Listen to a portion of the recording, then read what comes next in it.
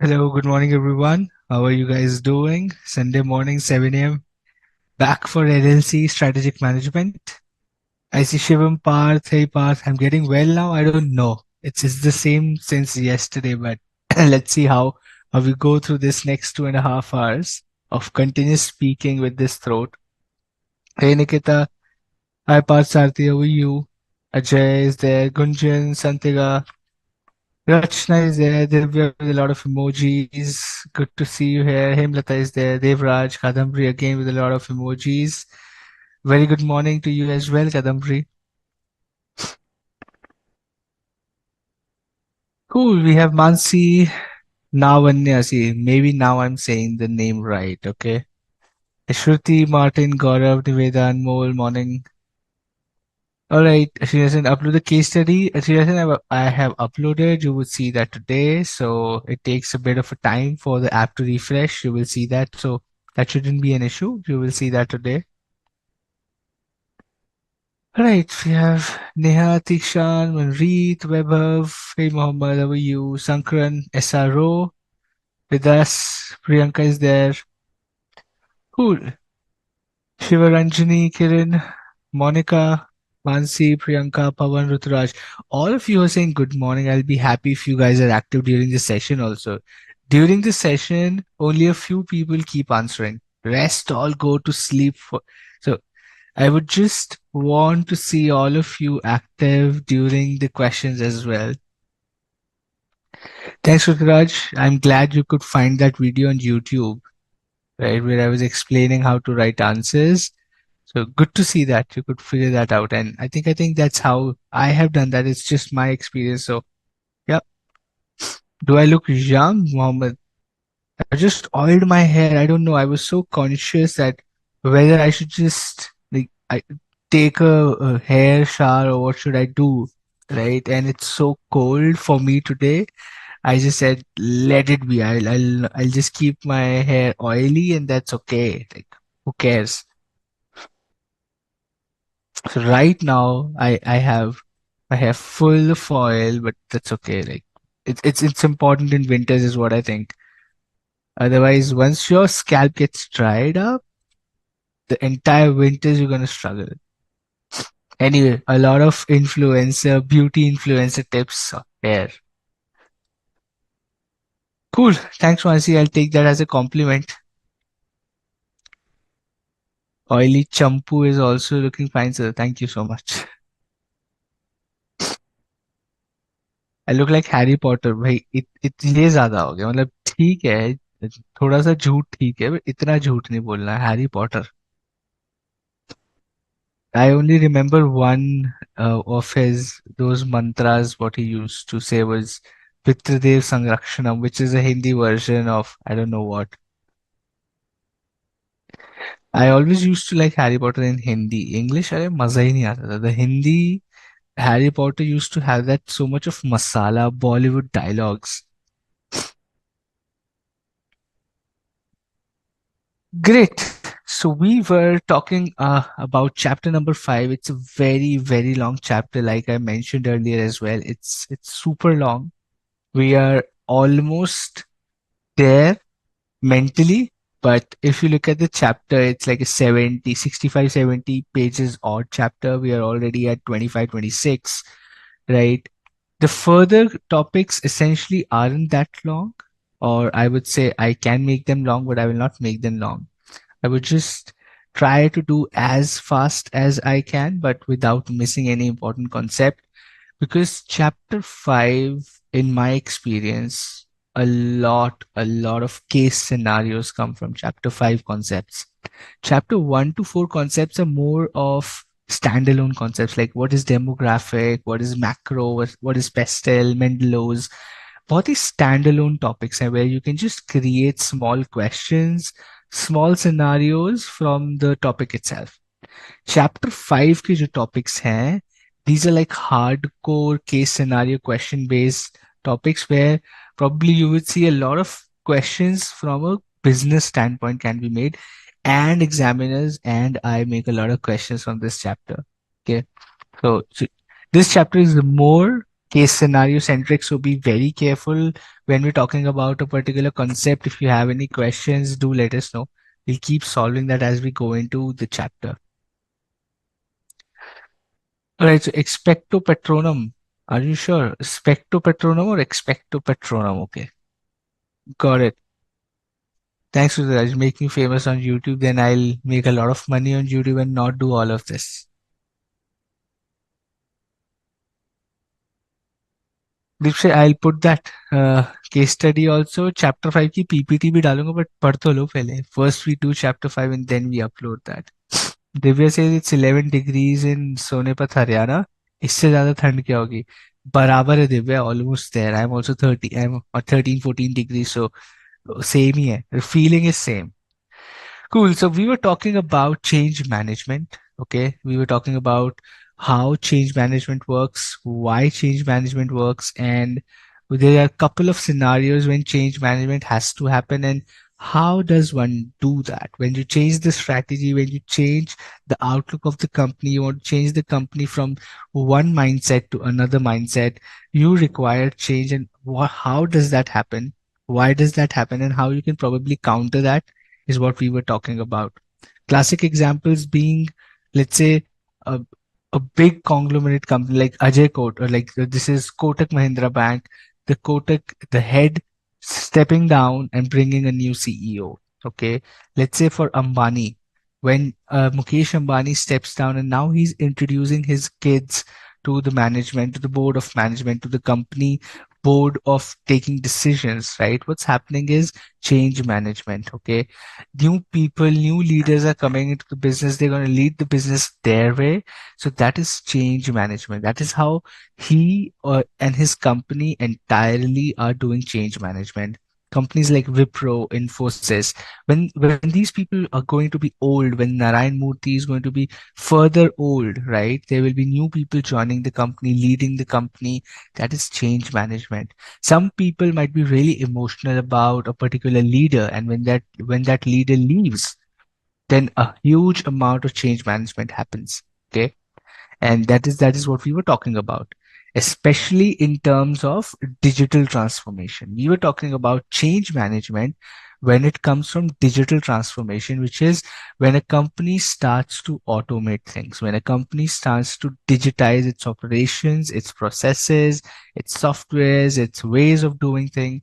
It moves more into speed, moves more into accuracy, moves more into data. That is where the companies have to manage change. Okay. But how does change management appear when applied to digital transformation? Change management in the digital transition consists of four essential elements. Number one, defining the goals and objectives of transformation, assessing the current state, creating a roadmap for change, and implementing and managing the change at every level. This is what we were talking about yesterday, that you got to figure out why you want it, assess the current problem, create a roadmap for the change, and finally implement and manage whatever. Some people will say I don't like it, some people will say okay, we are fine, but we need more rewards because there's more work with the change management. I have to do a lot more work, I have to relearn a lot of things. This will take time, that will take time, this is not working, that is not working. You have to manage and prepare yourself for that as well. That's what we are talking about. Think about all of this. This is theoretical. You have to learn this, you have to remember this. That's there. But from a mind opening perspective, think about how change management happens, how probably you will have to manage as a leader a lot of changes that will come when you lead organizations, right? कुछ बड़ा change हो गया, you're trying to change the strategy and you say okay, now I'll give you a classic example. Like let's say you have a team of 50 people working for you, and a policy changes, a business environment, external environment changes, and you decide that maybe we need to reduce the size of the business because this doesn't make sense anymore.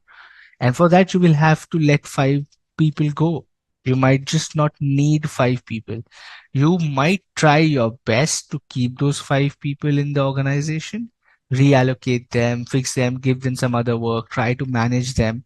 But there will be a point when you will say, boss, I don't think we can carry the cost of five more people when the work is not there, when the money is not flowing in.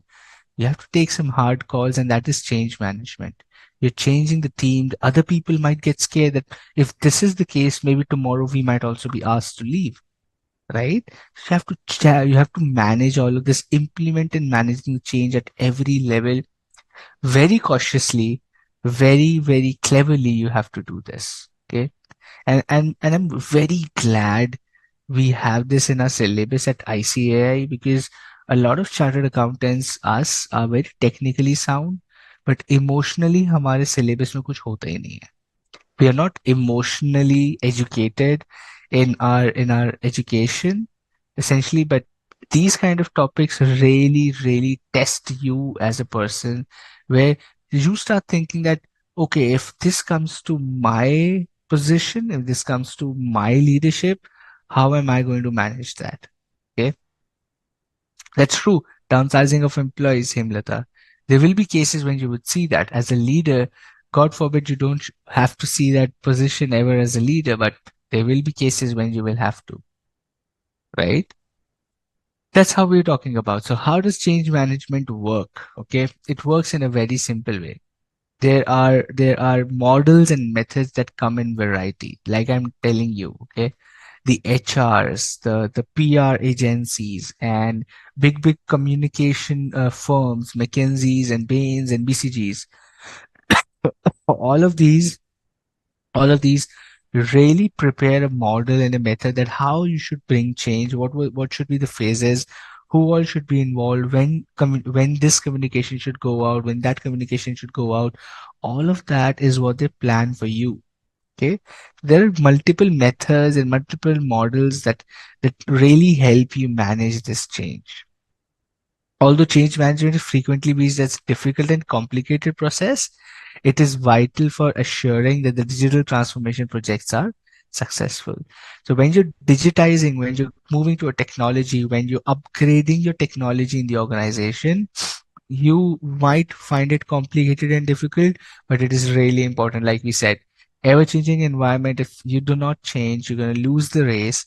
There's no point of doing a business where the race is already lost. Okay. Now let's go to the next one, which says the role of change management in digital transformation. A properly implemented change management strategy can help an organization to do what? Importance, need, what is the support that change management brings in digital transformation, right? All of these के answers यही है. Why do you need it? What is the importance? What are the benefits?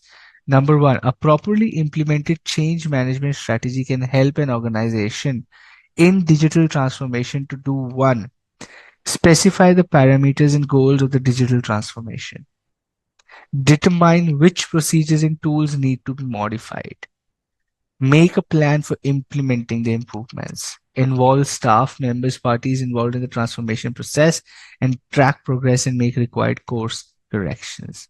Change management and digital transformation will help you specify the parameters and goals of digital transformation.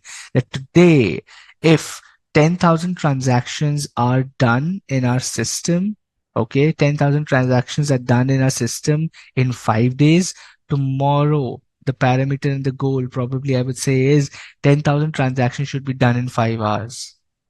Because I'm investing a lot of money. I'm investing in technology. I'm investing in softwares. So I would need efficiency. मेरे को भाई लाके दो. Give me more work in less human hours, because now I'm investing in the technology as well.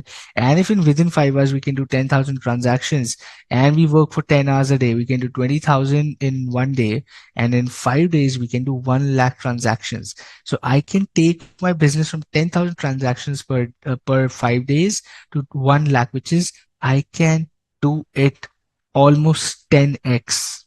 10 times I can do better. So this is I'm specifying the parameter and goal of digital transformation. Okay. This is like classic example of ticket booking online, or book my show, or a PVR online, or let's say a Indigo ticket system, SpiceJet ticketing system. These are digital transformations, right? कि भाई आप जाओगे plane में seat select कर सकते हो. You when you're selecting a flight, you can just select your seats, you can pay there, you can ask for a meal. Everything is digital now. Imagine how is that happening. You are sitting in your house, let's say somewhere in Patna. Okay, you somewhere in Patna in a small area, in small area, I mean in a locality inside your house and on your laptop. And you are selecting a flight. Let's say I want to fly from Patna to I want to fly to Mumbai. From Patna to Mumbai, you go to internet, you go to the Indigo website, you log in, you get an OTP. OTP is digital transformation, so that verifying your number already is right. That the people are not faking transactions. It gives you OTP.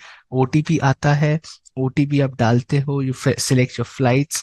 Then you select your package. If you want this premium chahiye, economy chahiye, you select a seat or whatever. If you don't want to select your meal, if you don't want to go to this, you pay, your seat is booked. When you're doing a web check-in 2 days before your flight, you can go and select your seat, you can go and select your meal, pay again and do that. When you enter the airplane, when you enter the airport, you just have to scan. There's a barcode, you scan and you enter. That system is digital transformation. That gate, right? When you scan, it opens up, you enter. Your ticket is in your barcode. Everywhere you just scan, scan, scan, and you enter. The people inside the aircraft, the air hostess knows, all right, this person, seat number 17 needs a sandwich, has already booked the sandwich. How does she know? Where is she getting that information from? From your laptop to cloud, from cloud to she's getting that information somewhere from the cloud system to her iPad or whatever the tool they're using. Now think about this. This is digital transformation. इसी को digital transformation बोलते हैं. It is not like a ticket on paper. Sorry, where you have to go and show the ticket, tick लगेगा, pen से लगेंगे. Earlier you used to know there was a ticket and one person used to just stare one piece and say कि हाँ ticket, you have bought this ticket. Everything is barcode, digital and everything. This is digital transformation. This is digital transformation, my friend, that where everything is on your phone, everything is on the cloud, and OTPs are coming, bank transactions are happening, all of this. If the company is not doing this, now imagine Indigo doing all of this digital transformation, and there's an airline, let's say XYZ airline, this is nahi nahi. आपको तो ticket counter पे आके लेना पड़ेगा. You have to go and buy the ticket from our counters on the airport, and we will do that for you. Okay? Crazy. Nobody's gonna do that. Nobody's gonna travel to the airport and then buy a ticket and then come back home and then go and take a flight and everything. Nobody's gonna do that. Nobody has the time, nobody has the patience, nobody is now used to doing that. So, digital transformation will disrupt your business unless you change with time or are. I would even go one step ahead. You have to be ahead of the curve. You have to be number one in bringing change in your industry. If you're not doing that, if you're not doing that, it's very easy to get out of the business very soon, because someday somebody's gonna do something new and you will keep thinking that what the hell happened with my business. That's change management and digital transformation. And that is why it's saying specify the parameters and goals. 10,000 transactions, taking up to 1 lakh transactions. Determine which procedure and tools need to be modified. My ticketing system, my cloud space needs to be increased. I need more technical people. Make a plan for implementing. Okay, hire 10 engineers, make them do that, right? Make a plan. This is what will happen. We will test the transactions. We will do this. We will do that. We will do that. Make a plan of digital transformation. Involve staff members and parties involved in transformation. So ticketing intermediaries like Make My Trip से आप बात करेंगे. You will involve your staff members, your existing teams, your finance teams, your business teams that, boss, we are going to go to 1 lakh transactions. Are we ready to deliver 1 lakh seats to people in 5 days? Do we have the ample airplanes? Do we have ample facilities? Do we have ample space in the airport to manage so many people? Involve staff members. It's not just like you're dreaming and doing change. I will disrupt everything. और real में operations हो ही ना पाए, execute ही ना हो. Okay. And then you track progress and make required course corrections. You keep tracking if the change is happening or not, and you make required course corrections. Okay. I will again just ask ask a big sorry from all of you for the cough and everything, but just bear with me. That's how the season is. Cool. So change management strategies for digital transformation. Okay. Again, when once you see what we're doing is we're doing the same thing, but it's getting more structured. So it's like a story. So this is what we want to say. This is what will happen. Now you will see the answers. You're getting your answers. You're getting your answers ready for the examination. The 5 best practices for managing change in small and medium sized businesses. This is the keyword. The question will come from here. Give us the 5 best practices for managing a change in a small and mid-sized business. There will be a small case. They will give you a small or a medium-sized business saying कि XYZ business है, ये small business है, and now they want to bring out digital transformation and they want to manage their change. What, as a consultant, what should be the top 5 best practices for managing this change in this company? You're like, I know the answer. The number one is begin at the top. Number one is you start at the top. A focus investors united leadership. First of all, the leadership needs to be convinced, confident about the change, should be aware, should be wanting the change. The culture then they will bring on board is of motivation, of success, of future oriented thinking. So you got to begin at the top. Number two, ensure that the change is both necessary and desired. You have to ensure that the change, the digital transformation that you're bringing, or any change that you're bringing for that matter, okay, not just digital transformation, but any change that you're bringing, okay, is both necessary and desired. That means the business needs it, otherwise the competitors will win, and they desire to do that. They have the willingness, they have the resources, they have the mindset, and they want to do that. Okay, it's necessary and you want to do that. It's common sense है. You want to do that and it's necessary, only then it will be successful. Otherwise तो अगर necessary and you don't want to do that, you will never be able to do that. और जैसे कि मुझे करना है but वो जरूरी नहीं है. Right? Why are you wasting so much time and efforts then? So it should be both necessary and desired.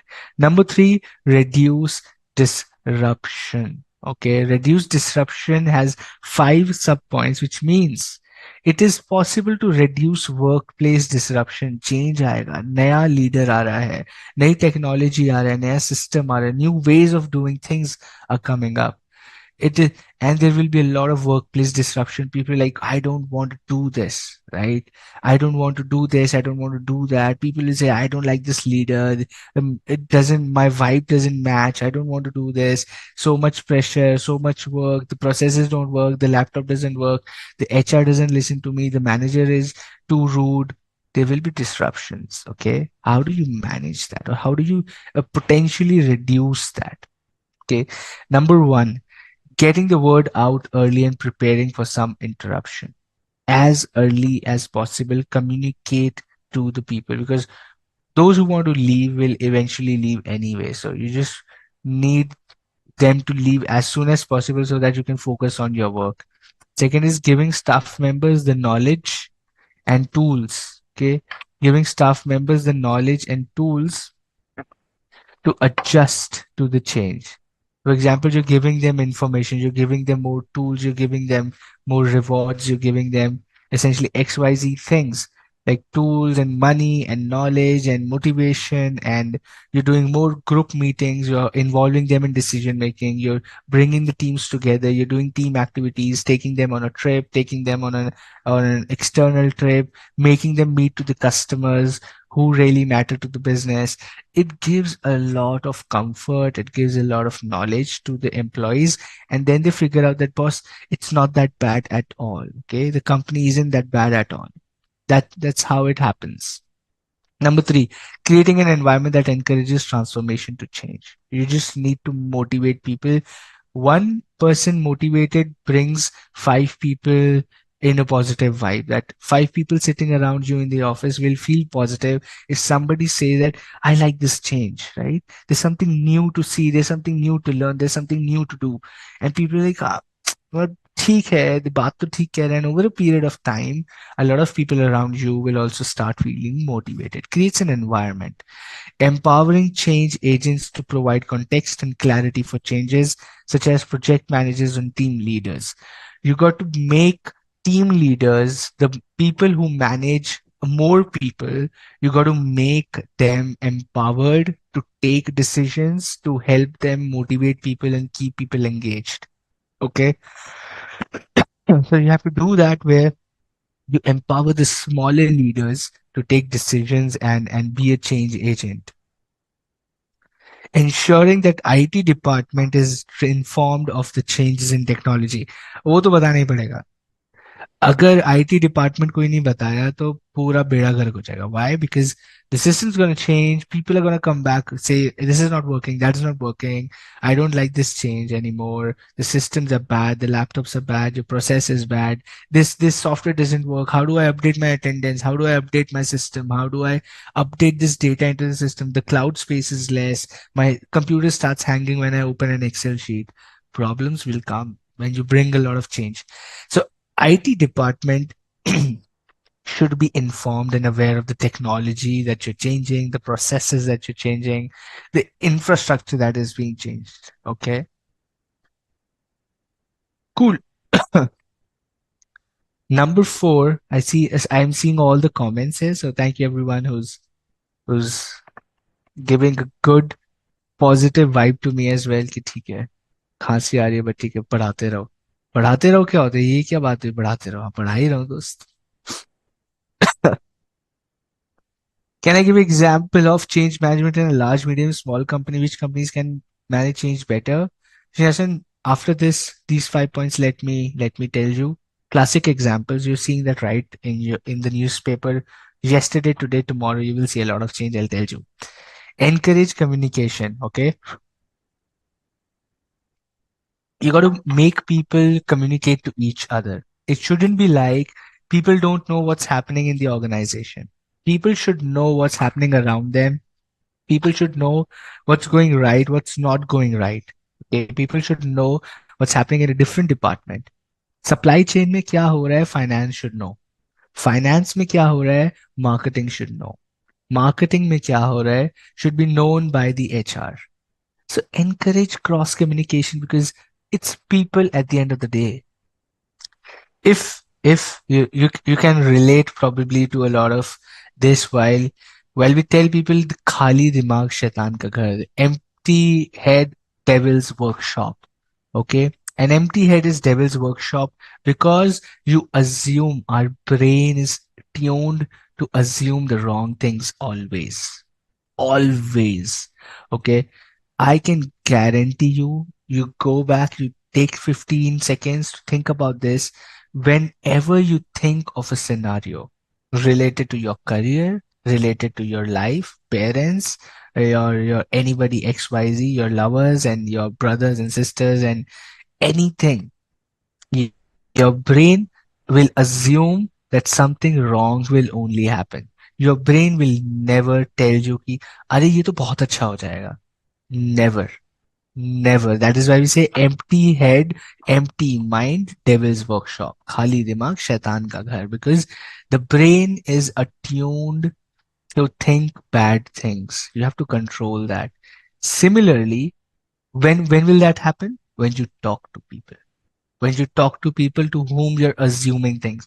You might assume, right? You might assume that this person will do this to me.